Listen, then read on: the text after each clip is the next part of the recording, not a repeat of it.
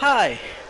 This course has come about based on the feedback of many of my students who have said that while they have attended SAP courses, they feel none the wiser when it comes to actually using SAP in their company. They know all the configuration items, they know the sales order, delivery, invoice config, but they are unable to see how all of these SAP objects are interlinked to create a coherent end-to-end process, let alone how to effectively use SAP's best practices. Taking that on board, I have changed the expectation of what an SAP course should look like.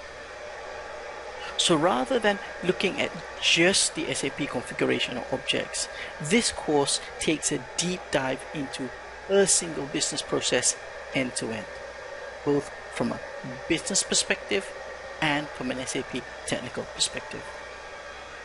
Thus, this course has both the business side of a particular process, so we'll look at the considerations, the pain points, the best practices, and how to implement these in SAP.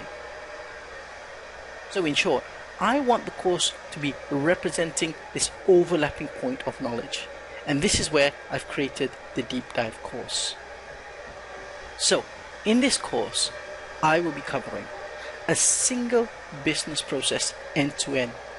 We'll see how it works, we look at the process itself, its characteristics, and why businesses and industries want to use the process. What are the advantages? Next, we look at all of the business considerations and points when using the process. This is done on a system independent level as to provide a good solid understanding of the process. Knowing this, we then look at the SAP considerations when we have to implement the process.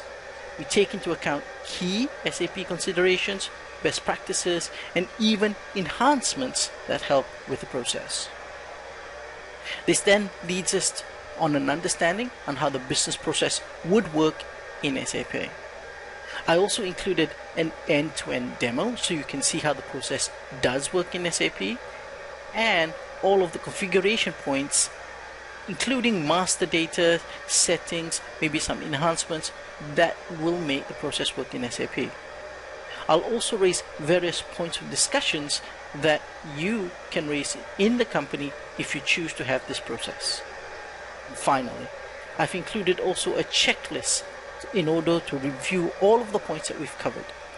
This cheat sheet strengthens what you've learned and has points for you to discuss in your company if you ever want to use the process.